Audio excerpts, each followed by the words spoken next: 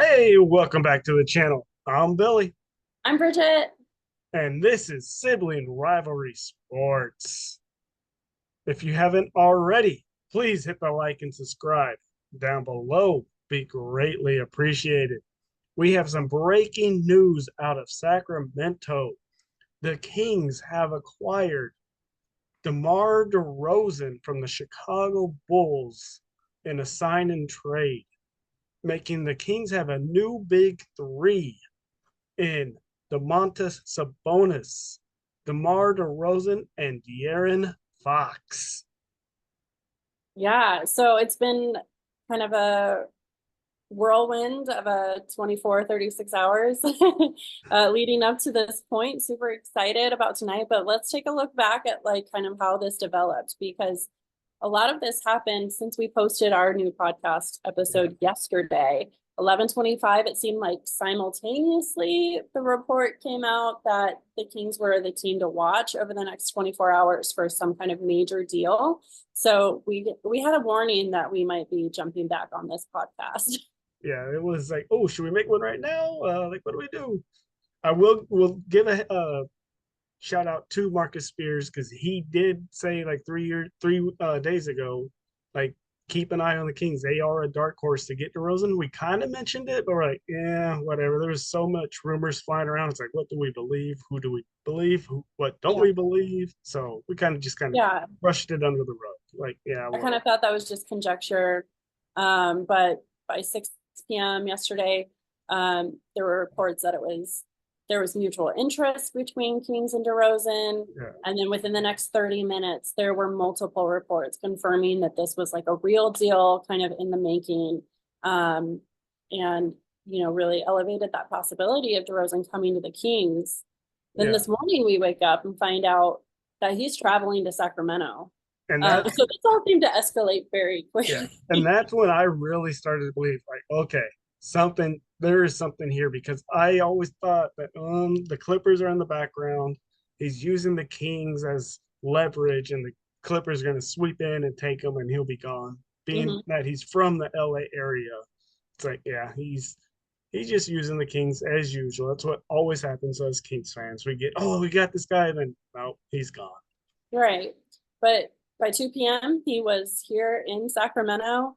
Um, and then we got this ominous tweet at 5:22 from Carmichael Dave saying that the crowd was about to go berserk at Golden One. They're Yeah, having the California Classic there this weekend, kind of a pre-summer league tournament. And um, he didn't really reference DeMar DeRozan at all in that tweet, but I think we all kind of had a feeling that might be what he was talking about. yeah, and he did say he didn't have any inside information, but he was reading all the tea leaves and like, okay, this is about. There's no way he's going to be here and do all this talking and then not sign. So he was Yeah, basically reading the tea leaves. especially when he was at Golden One Center Yeah, where the game was about to take place. So then 7:20 news comes through, breaking news, Kings and DeMar DeRozan are finalizing the deal. So super exciting. Let's take a look at some of his stats. so he is 34. Come starting the season, he will be 35. So he is a little bit on the older age, but he still played. He's averaged in the last 5 years 76 games, which that is the best availability is being available, Yeah, that's amazing. and that's He's a healthy consider player for sure. yeah, considering who the Kings have been rumored to get, they've all been average like 50 something games. So being 74, that you can't ask for much better than that. And Especially because they were kind of plagued with some injuries last season that hurt them a yeah, lot. and that's what So killed them was their injuries at the end of the year. It's like if they could have been healthy, but so DeMar, that's a huge upgrade. absolutely. He, even though being his age, he's still able to score 24 points a game, 4.3 rebounds, and 5.3 assists on a high field goal percentage at 48. That's huge. And compared to like a Harrison Barnes, 12.2 points a game and 1.2 assists. And it's like that's a huge upgrade, double the points. And like I've mentioned before, yeah, Barnes was good, but he would go games where he would get 20 to 25 points, but then there would be the 10 game span where he would only get 10 points total. in those games. So it's like, yeah, real good, but then he would come back down to earth and like, dude, like, where were you? Like, we needed those points, and there was nothing there. Yeah, and you mentioned Barnes because part of this deal was sending Barnes to the Spurs. Yeah, and I think So Harrison Barnes is no longer a King. I was always a huge Harrison Barnes fan. yeah, So I think Sacramento as a city, loves Barnes. He brought a lot to the team. He brought a lot to the city. yeah. And I think he'll get a warm reception, Oh, when he for sure. It'll be it'll be a nice standing ovation, I believe, from the crowd when he first comes. Kings fans are known to give former players big ovations, and Yeah. this move will also help the Spurs because now they got Chris Paul and Barnes, two real good vets on that team to help that young team, and so I can see the Spurs improving this year. So another stat that I think is worth recognizing is that DeRozan posted the most points in the fourth quarter last season out of all of the NBA. And second place was De'Aaron Fox. And so now both of those players are going to be on the same team.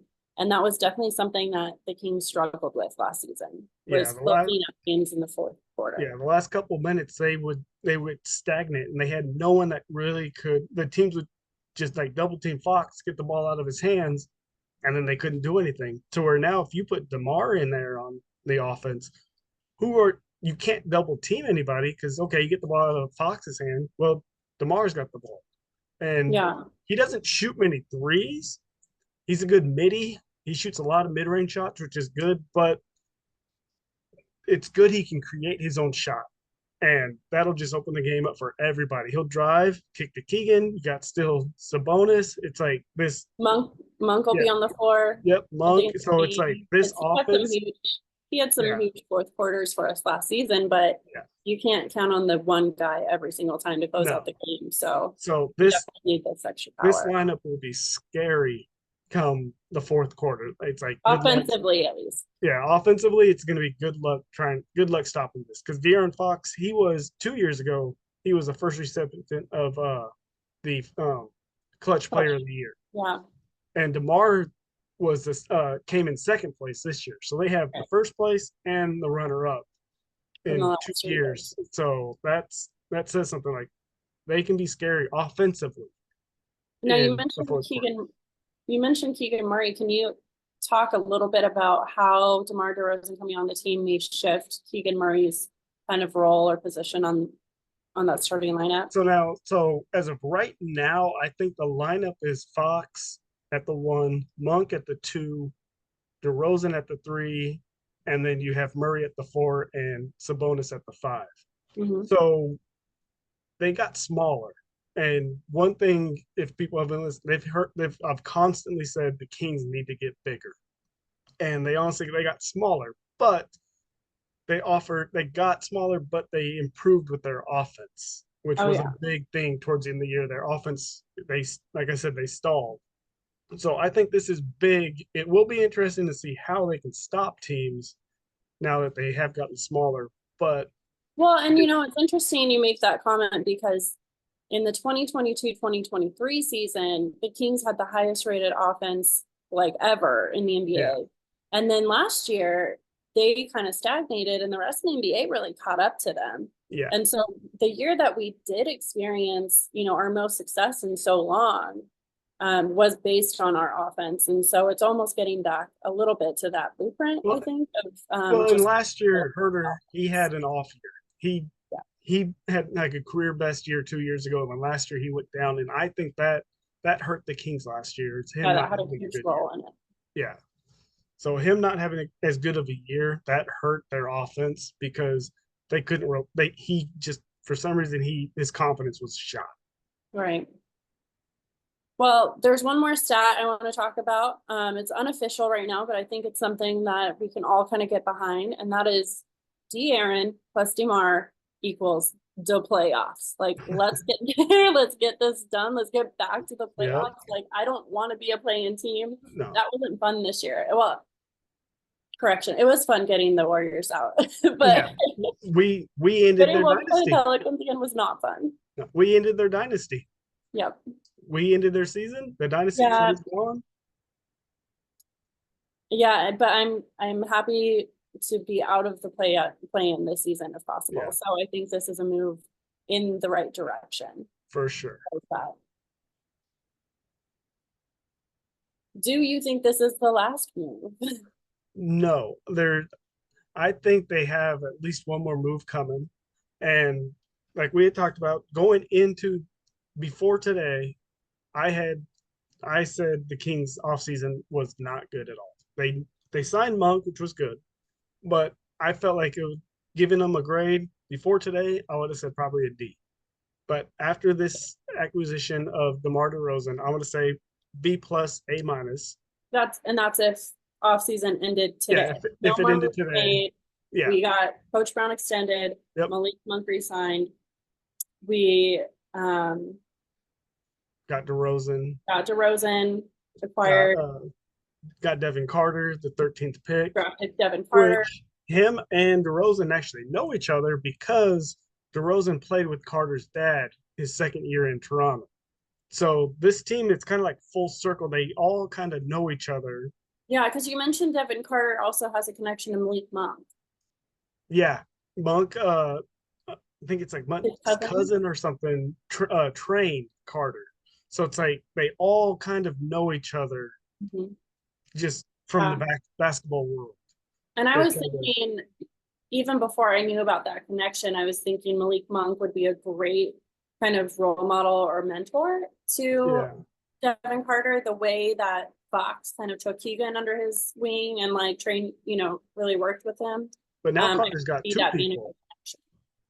Carter's kind of got two people now because he's got Monk and he knows DeRozan, so DeRozan can kind of step up too and be Right. kind of. So he's got two people he can kind of look up to, like, hey, what do you think I should like? How kind of help him like the vet leadership that Barnes was. Now they have DeRozan who can kind of help fill True. that void. So what moves are left? I honestly, with Herter still there, I think he'll be the next to go. And the Kings, they really didn't give up too many draft picks for Yeah. this on this trade.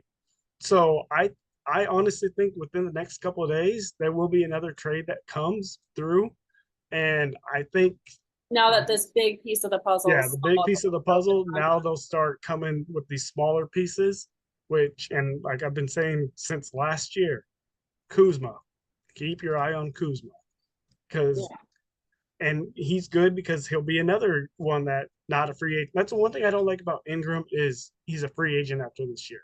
Mm-hmm. So he could be. You don't want to give a lot up for someone who's going to be a rental for a year. To Right. where Kuzma, they would still have him under contract for 2 to 3 years because they have DeRozan for 3 years. Huge. So I think keep an eye on the Kings. They have 3 roster spots open. So there's still some spots that can be happening. They have a lot of they need length. It's Yeah. really bad right now. They need length. Yeah, that's So with this signing that almost intensifies that yeah, that exactly. The need. the one thing that does kind of suck though is if they do go get a Kuzma or Ingram, is Monk will probably get pushed to the bench, and he really wants to start, but I think he he's a team player, and he mentioned it during his conference today. Like that's why he gave the Kings a heads up right away. Like, hey, yeah, I'm going to sign here, and he took less money to help the Yeah. team to help them get more players. So Yeah, and his official signing was today. So yeah, so so I mean we as Kings fans have a lot to celebrate today. yeah, and we're And not it's used not to. very often we get to say Yeah, that. no, we're not used to this. Like what all season we got everything almost like went into place like what we wanted. Like that never happens for us Kings fans. Right. We normally get screwed. Like oh, we almost had them. But like this is Well, one. I would almost say this is probably one of the best, if not the best, off season the Kings have had in their franchise. yeah. So let's enjoy this moment Yeah, and we'll be on standby, see what else is gonna happen. yeah. So leave a comment down below. Let us know what you think, what you would grade the Kings off season so far if it were to end today. Like I said, I would say A minus. They still have a couple pieces they need, but Monte's on it. As we can see, he knows what he's doing. bow Yeah, down to him. and Monty we trust. Yep, Monte we trust. Like we said when you did that draft pick, we're like, he better have a plan. Yeah, something needs to happen because another guard, come on. So let us know down below. Don't forget to like, subscribe. We're up to 36 subscribers. Let's get it on up to 40. Until next time, light the beam.